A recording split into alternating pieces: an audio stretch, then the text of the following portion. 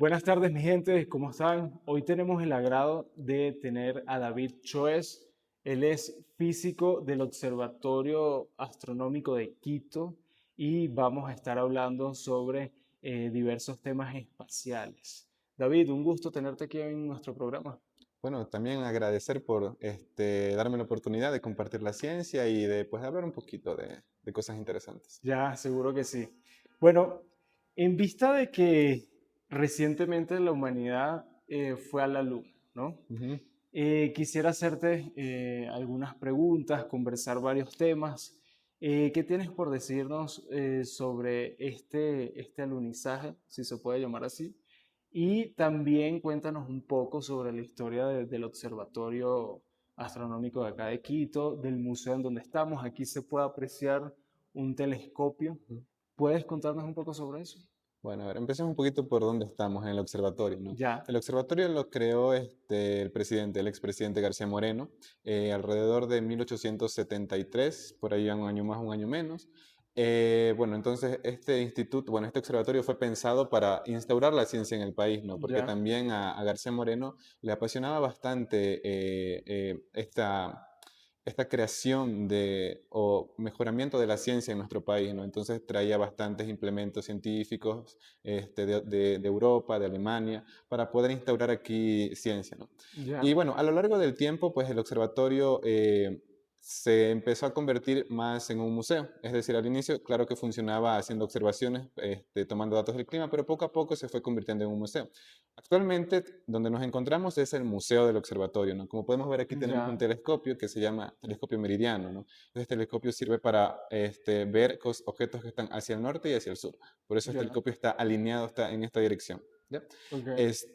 Y bueno, entonces todos los demás implementos que se fueron utilizando a lo largo de la historia, pues quedaron en este museo, que está abierto al público, ¿no? Pero bueno, el observatorio no solo es el museo, ¿no? También tenemos áreas de ingeniería, áreas de mecánica y áreas de astronomía y astrofísica. Y mi unidad, que es la unidad de clima espacial. Entonces, cada una de estas áreas realiza investigación científica de alto nivel, ¿no? Avalado por la Escuela Politécnica Nacional. Ya. Entonces, más o menos esa es la estructura actual del El observatorio. clima espacial, ¿a qué se refiere?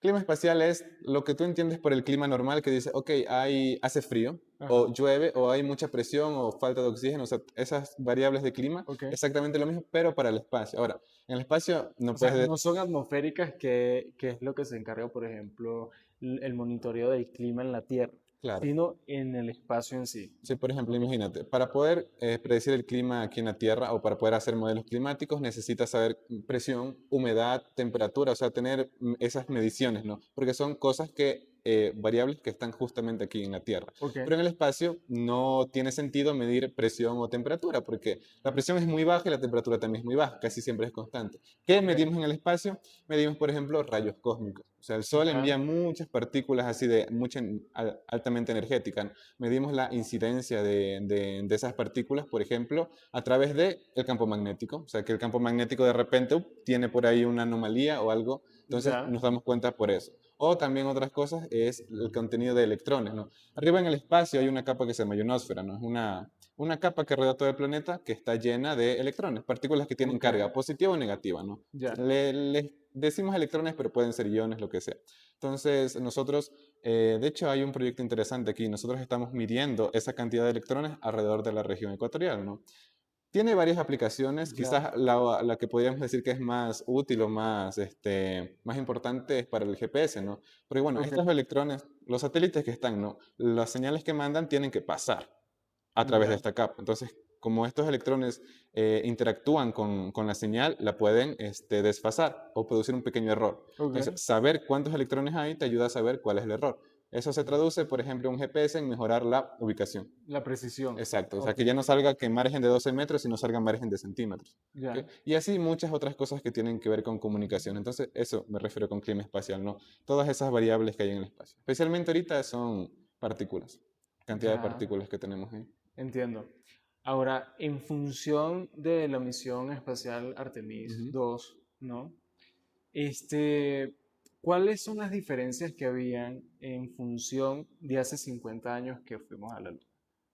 O sea, hay bastante. O sea, creo que la más obvia es la tecnología. O sea, la Ya, tecnología actual no se compara con la de ahora, ¿no? ok, O sea, la nave de hace 50 años, o sea, claro, tenía un piloto automático, pero ya, había varias funciones importantes que los astronautas tenían que hacer ellos mismos, ¿no? Entonces, a diferencia de la actual, básicamente la nave podía hacer todo sola. ya, Entonces, no era necesaria intervención humana. Pero, sin embargo, la labor de los astronautas es, o sea, imagínate que falle un sistema de la nave, tienes que tú solucionarlo, ¿no? Entonces, parte de esa misión también era que los astronautas vieran que los controles manuales todo funcionaba, ¿no? Entonces, bueno, esa es la primera diferencia en cuestión de tecnología. ok, Luego también en cuestión de objetivos, ¿no? Hace ya, 50 años lo que se quería era un país demostrar que tiene más poder sobre el otro. ok. Entonces, por eso inició la carrera espacial, ¿no? Entre Estados Unidos y los soviéticos. Avance tecnológico, O sea, capacidad. ahí lo que querían Ok, demostrar era quién tenía la ventaja en una guerra nuclear. Entonces, ¿cuál era la ok, lógica? Si yo, como país, soy capaz de lanzar un satélite al espacio, entonces yo soy capaz de lanzarte un misil a ti. ya, Entonces, el que primero lograra eso, se ponía superior, o sea, decía, yo tengo más poder.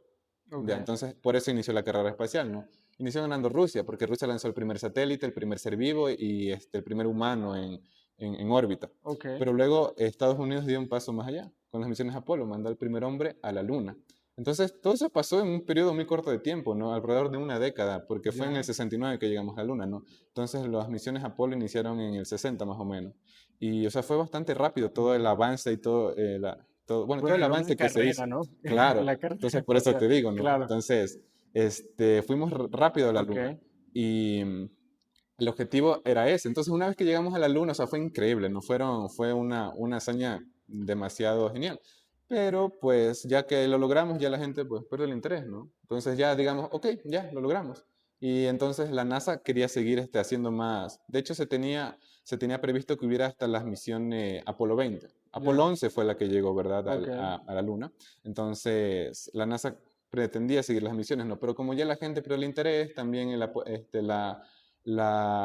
cuestión política, el ¿no? Del apoyo financiamiento, gubernamental. exacto, cuestión gubernamental, ya no le dieron financiamiento y pues se canceló la misión Apolo. Es como que te digo, o sea, ya demostramos que podemos, ahora, ¿para qué quieres ir otra vez? Ya. Entonces, Ahora, se perdió esa parte. ¿cuál es el objetivo principal de esta misión? O sea, ahora Ajá, justamente viene esa parte. Ahorita ya no es ninguna carrera ni nada, ¿no? Porque ya se ha demostrado que los rusos, los chinos, los indios, todo eso tienen la suficiente tecnología para ok, hacerlo. Ahora ya el objetivo es ciencia, nada más y nada menos que eso es ciencia.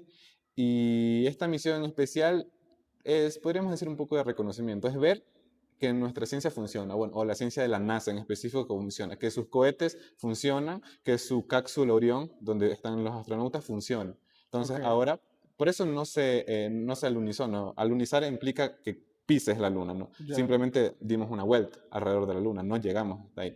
Todo esto solo es para probar. Entonces se quiere seguir mandando más misiones, esta vez ya no tan rápido, ya no es una carrera, ¿no? Sino que tienen más retraso. Artemis 3 quizás se envíe en unos 4 años, si es que todo sale bien, si es que no hay ningún recorte presupuestario o algo así. Y ahí ya lo que se planea es que otra vez volvamos a pisar la luna, ¿no? Y esta vez ya haciendo más labor científica. ok. Pero no estamos, o sea, en una perspectiva de, por ejemplo, generar vida después de fuera de la Tierra. O sea, no es esa visión con la que se está desarrollando el tema espacial. O sea, poder hacer realidad de alguna forma películas de ciencia ficción como por ejemplo Interestelar, Star Trek. Mm. eh, ¿Ese no sería el objetivo final? Claro, claro. Entonces, por eso vamos paso por paso, ¿no? O sea, Ya, Artemis es el inicio, es como para decir, ok, aún podemos. Y de hecho ok, podemos hacerlo mejor, porque, bueno, vimos que ahí había fotografías de alta resolución, videos, todo eso, ok. Ahora, bueno, ¿cuál es la ambición, no? O sea, es ok, que cada programa tiene su ambición, pero en específico, lo que se pretende en la Luna es poder hacer una base lunar. O sea, poder poner ahí construcciones y ok, que haya humanos permanentes en la Luna, ¿no? O sea, tiene muchos beneficios. La Luna, o sea, en particular, puede sacar varios elementos que se llaman de tierras raras, ¿no? Para poder construir edificaciones, para incluso construir los cohetes desde allá.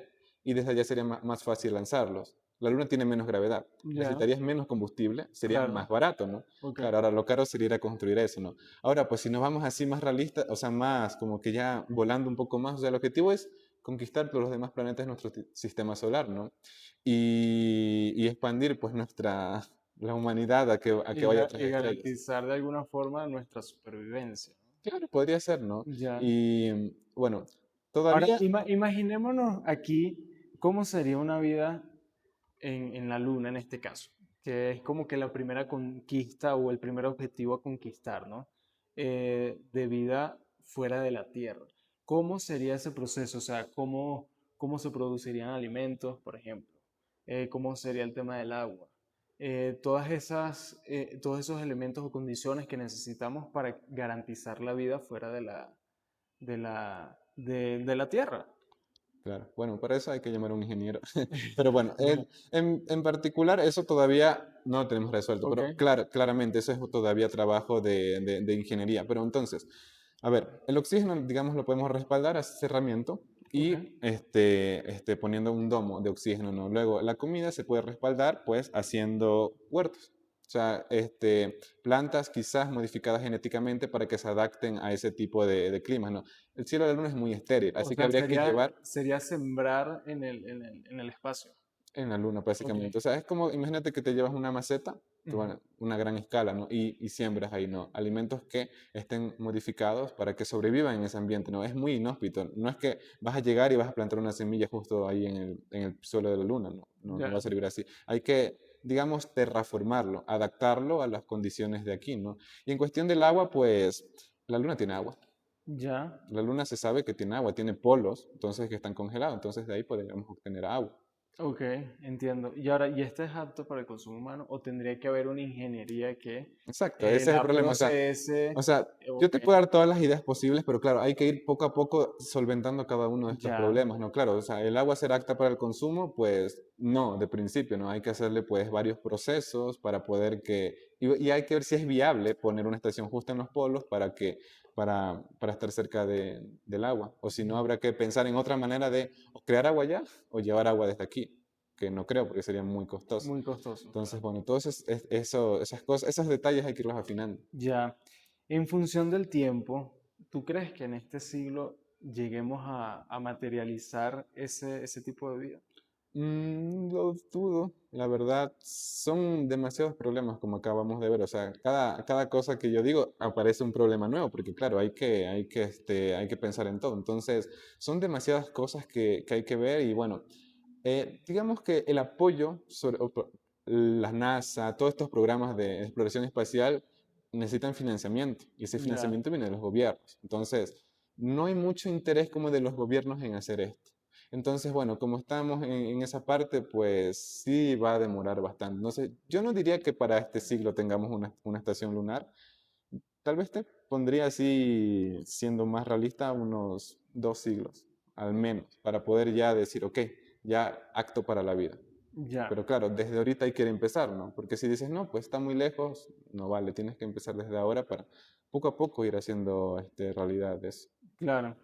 Ahora, la ciencia ficción ya ha dejado de ser en la actualidad a veces ficción, ya Ujú, no es ficción. ujú, Y en estas películas me enfoco en Interestelar y ujú, en Star Trek, ujú, ¿no? Que son como que los referentes históricos y de la actualidad ujú, que se tienen como referencia ujú. de ciencia ficción. Eh, ¿Cuáles son aquellas cosas, sean elementos tecnológicos o situaciones físicas que se han logrado materializar en la actualidad y fueron plasmadas hace años, por ejemplo, en Star Trek? Bueno, de Star Trek creo que tenemos varias, ¿no? O sea, creo que la principal es que la nave utilizaba un combustible, o sea, antimateria para poder propulsarse, ¿no? Entonces, o sea, Vamos a explicarle a la gente qué es un combustible o antimateria. sea, un combustible Ya, ok. antimateria, ¿no? Entonces ahí, por ejemplo, en la serie lo que se ve es que, bueno, mezclas antimateria y con eso generas el combustible para impulsarte ya, para impulsar la nave. Ahora, en la realidad eso sí existe en el CERN, que está en Suiza, en el colisionador de hadrones, esa cosa grande que hace chocar partículas. Se Ya, puede crear antimateria. Ahora, ¿qué es la antimateria?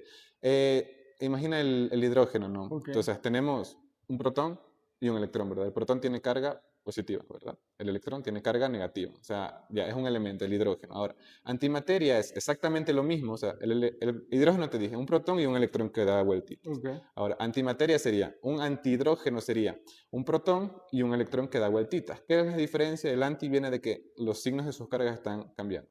Es decir, el protón del antihidrógeno es negativo y el electrón es positivo. O ok, sea, imagínate, la materia es los mismos elementos de la tabla periódica, pero cambiado de signo sus partículas. ok, O sea, los protones ahora ya no son positivos, sino que son negativos. Se ok, llaman antiprotones. ok. Los electrones ya no son negativos, sino que son positivos. Se les llama positrones. Entonces, esa es la antimateria, no es materia con carga opuesta. Ahora, ¿por qué actualmente eso sería un combustible muy bueno? ¿Por qué? Porque cuando haces chocar materia y antimateria, explota, por Ok, decirlo de una manera sencilla. Entonces, se libera una gran cantidad de energía. O sea, no se pierde absolutamente nada. Toda la materia y antimateria que chocó, todo eso se transforma en energía. ok, Entonces, es la energía 100% eficiente. Es la energía más eficiente que vas a encontrar en el universo.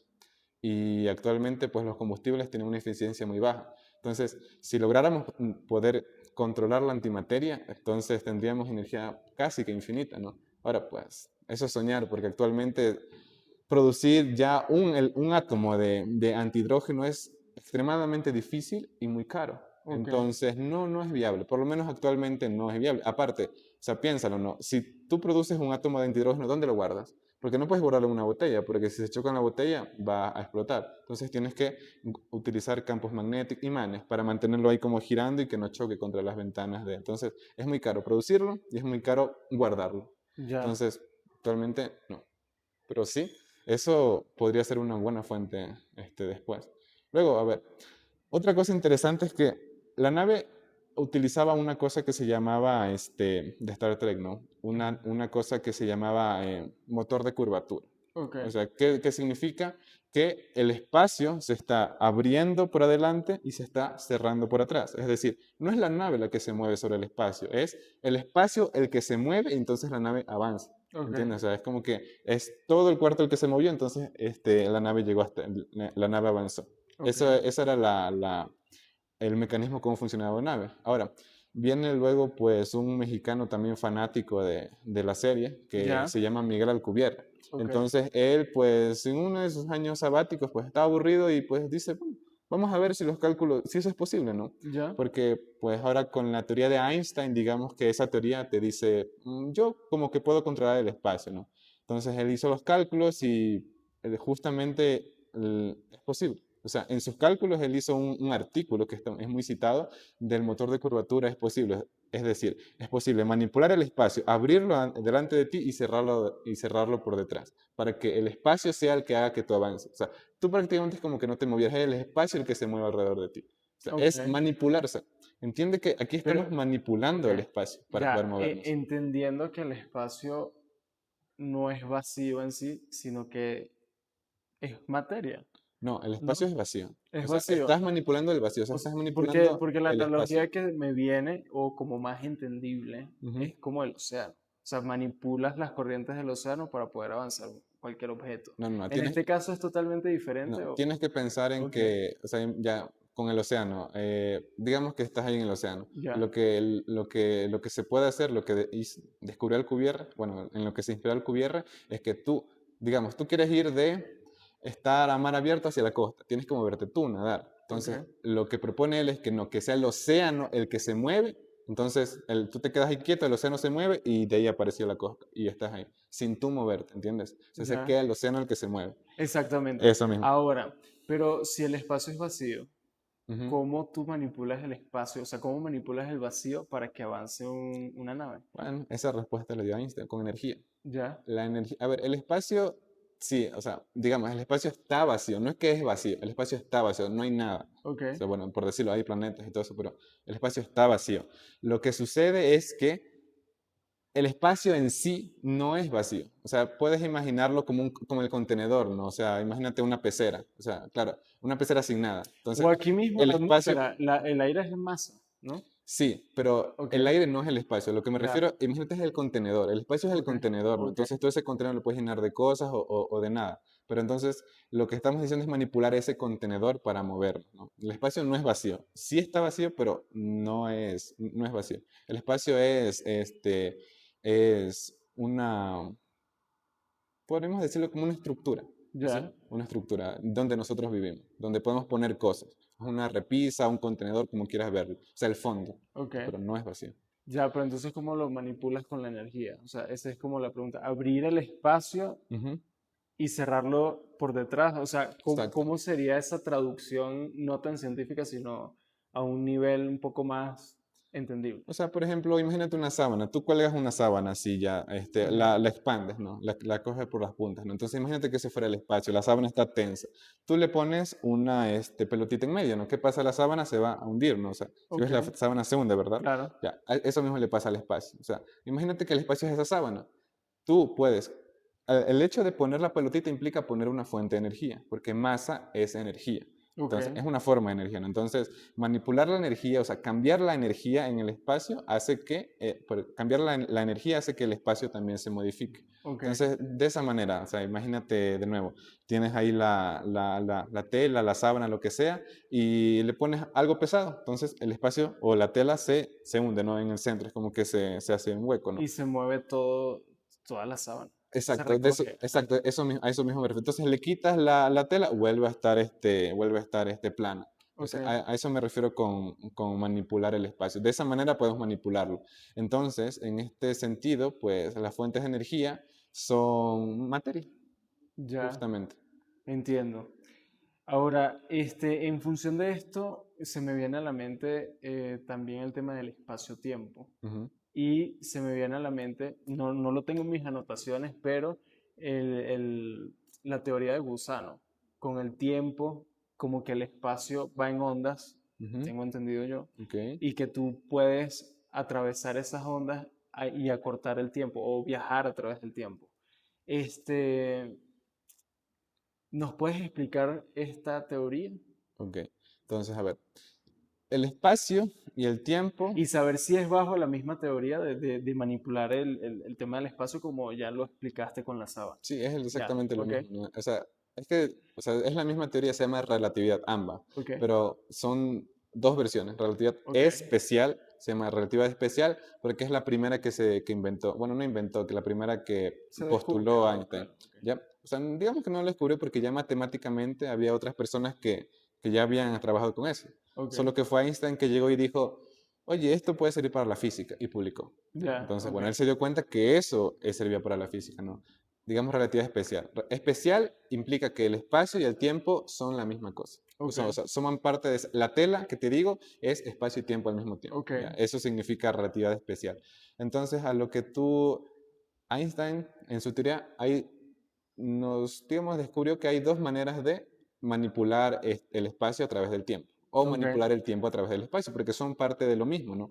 Entonces, esas maneras para cambiar es o te mueves muy rápido, que sería en la relatividad especial. O sea, si te mueves bastante rápido, estás manipulando el tiempo y el espacio. ¿Ya? Y la otra forma es a través de la energía, que ahí viene la relatividad general. Entonces, ok, ya, moviéndote muy rápido, tú puedes, digamos, cambiar la estructura del espacio y del tiempo. Dígase el tiempo se avanza más lento, el espacio se contrae cuando te mueves más rápido. Okay. Moviéndote rápido, manipulas eso. Bien. Ahora, la relatividad general te dice que el espacio también y el tiempo, por lo tanto, se pueden manipular con energía. Entonces, ya, ahí ya no necesitas moverte rápido, sino que necesitas energía. ¿Y cómo te digo? Pues que se concentra la energía con masa, que es la forma más fácil, ¿no? De concentrar energía. Entonces, un cuerpo muy pesado como el Sol manipula el espacio-tiempo, genera como un hueco, ¿no? En el espacio-tiempo. No ok. digamos hueco, sino volvamos a imaginar la tela, ¿no? Esa como Esta eh, curvatura, exacto, hundimiento. ese Ok, hundimiento, ah, ok, ese valle en el espacio-tiempo, ¿no? Que si ok, tú pones algo por acá, eso va a rodar hasta abajo, ¿no? ok, Entonces, por eso es que el Sol atrae a los planetas. ya, Lo mismo pasa con la Tierra. La Tierra tiene tanta masa que hace que el espacio se curve y nosotros estemos cayendo hacia la Tierra, ¿no? O sea, ya, esa es la gravedad. Entonces, Einstein lo que descubrió es que la gravedad en realidad no es una fuerza, sino que simplemente es que la Tierra es muy pesada, por lo tanto tiene mucha energía, curva el espacio y eso hace que nosotros caigamos. De hecho, tú y yo también estamos curvando el espacio, pero como somos tan con poca masa en Liviana. comparación con la Ok, Tierra, ok. pues no es despreciable nuestra contribución. Entonces, en resumen, tú puedes controlar el espacio y el tiempo o moviéndote muy rápido o poniendo mucha energía en un punto, Ya, ya que sería poner un sol, poner un planeta o un agujero negro, por ejemplo. Entonces, esas son las maneras de controlar el tiempo y el espacio. Controlar el tiempo y el espacio implica que haces que el espacio sea grande o se achique, o que el tiempo también pase más lento o ok. pase más rápido. Eso. Ya, eso lo podemos encajar con la paradoja de los gemelos. O sea, hacer como una explicación del por qué se da esta paradoja.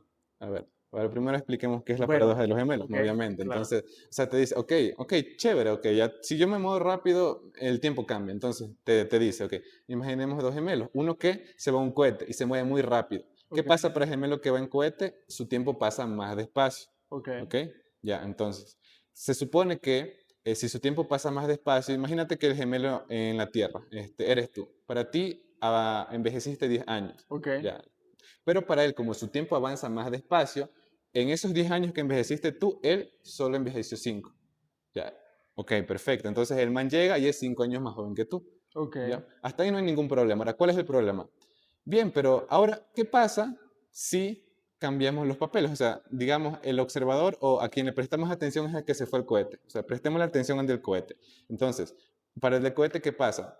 El del cohete digamos, tú desde el cohete, tú ves que la Tierra es la que se aleja, ¿no? O sea, Ok, el movimiento es relativo, ¿verdad? O sea, imagínate que vas en un bus y tú sabes que te estás moviendo, ¿no? Pero si ves por la ventana, en realidad ves que todo lo demás se mueve y tú no. O sea, ok, el movimiento es relativo a lo que me refiero. O sea, tú no puedes determinar si tú eres el que se mueve o es todo lo demás lo que se mueve. A ya. eso se refiere que Es el como movimiento es cuando relativo. vas en la carretera y ves que la luna te sigue, algo así más o Claro, menos. exacto. O ves en la carretera y ves que los árboles pasan así, así, Ajá, así. O sea, ok, entonces tú puedes decir, no, los árboles son los que se mueven, pero en realidad tú eres el que se mueve, ¿no? ok. A eso me refiero que es relativo. Claro, aquí en la Tierra es muy fácil saber si tú eres el que se mueve o no, ¿no? Referenciarlo, Pero claro. en el espacio, ¿cómo te das cuenta? O sea, imagínate, en el espacio no hay nada para hacer referencia, ¿no? Entonces, si tú y otro astronauta en el espacio se van acercando, ¿cómo sabes quién es el que se mueve? ¿Cómo sabes si tú eres el que está quieto y este se acerca? ¿Cómo sabes si este se queda quieto y el otro se acerca o si los dos? No Ok, puedes diferenciar. A eso se ya, refiere a relatividad de movimiento. Entonces, regresando a los astronautas, el que se queda en la nave, para él, la Tierra es la que se mueve, ¿no? Es totalmente válido. O sea, no hay un observador privilegiado. ok, Tú tienes derecho a decir que yo soy el que me muevo y tú tienes derecho a decir que tú eres el que se mueve. Y ambas conclusiones son correctas. No cambia para nada la física. Ok, entonces la paradoja ahí viene. Si nos quedamos con el de la nave, para el de la nave, el que se ya, mueve es la Tierra. Entonces pasa lo contrario. Para el de la nave, él en ida y vuelta pasan 10 años. ok, Entonces, claro, el de la nave piensa que es el de la Tierra la que se está alejando. Entonces pasaría al revés. Sería, el de la nave para él pasaron 10 años y el que se quedó en la Tierra solo pasaron 5 años. Porque el de la nave piensa o asume que la Tierra es la que se mueve. ¿Se entiende? mm, Entonces, el de la Tierra piensa que es la nave la que se mueve y el de la nave piensa que es la Tierra la que se mueve. Entonces, la ya, pregunta es, claro, al final el que se mueve es el que va el que su tiempo pasa más, el que su tiempo pasa más lento. Entonces, al final, ¿quién tiene razón? Pues, si decimos que tú puedes decir que tú eres el que se mueve o tú eres el que se queda en reposo, entonces, al final, ¿quién envejeció más? ¿El que se fue a la nave o el que se quedó en la Tierra? Porque ambos tienen el derecho a decir que el que envejeció más fue el otro. O sea, más o menos por ahí va. ya, Ya, pues entonces, eh, ¿cómo se soluciona esa paradoja? Y bueno, creo que es un poco trivial la forma en que se soluciona porque en realidad el que envejece más es el de la nave. Bueno, entonces, ya, como te digo, el de la nave, desde su punto de vista ya, podemos decir, estamos en una nave y tú puedes decir, claro, o sea, yo estoy quieto en mi nave.